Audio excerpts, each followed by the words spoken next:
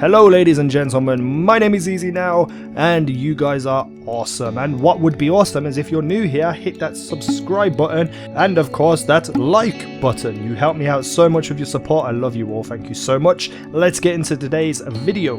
In this video I wanted to talk to you guys about how to beat Malok in the new strike, which is ironically the Nightfall. Well, not ironically, it usually is, but the Nightfall actually isn't as difficult as you might think it is. This strike isn't as difficult as you might think it is. So the final room of this actual strike, you fight Malok in the area where you used to fight the Knight, when one of the very first boss encounters that you had, and was actually really difficult. You fight him in that room. That's the room with the raising pillars, and he used to walk out of the doors and you used to put him down and then shoot the big circle in the sky. That is the room you are in.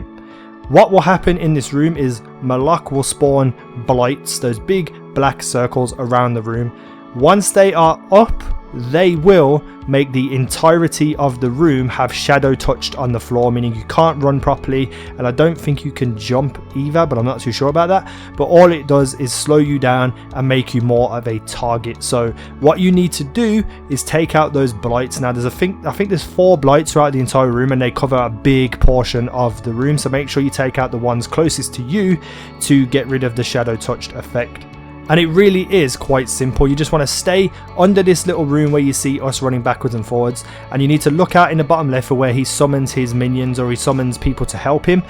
What will happen in the room that you're in, 1 blight will spawn in there, and 2 phalanxes with the shields, the taken versions, will spawn there too. You need to kill them as soon as possible and kill the blight as soon as possible. Once you've done that, you can then slow everything down and pick off some enemies and pick off the other blights while doing damage to Malok himself. Now this week's Nightfall is Void Burn, so I highly suggest using the Telesto. Mine was a 310 Telesto, and it was doing 400 on impact and 4000 on each explosion. Firing that into a group of enemies will wipe out the entirety of them all. 1 well-placed burst can completely destroy a blight, and using it against Malok himself is a lot of damage. So if you have 1, 2 or even 3 Telestos, this is going to be a walk in the park.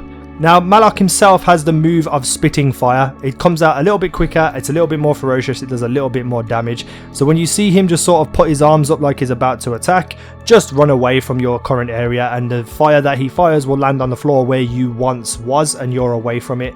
Until you get his health down to a certain amount, it's actually quite easy. Once you get him there, he will start to fire groups of Axion darts, which means you are in trouble if you do not shoot them, because it being Void Burn and Axion darts being void attacks, they will kill you on impact, on hit. And if all 3 of you are joined up in this little room, you are going to die if you do not take out those Axion darts.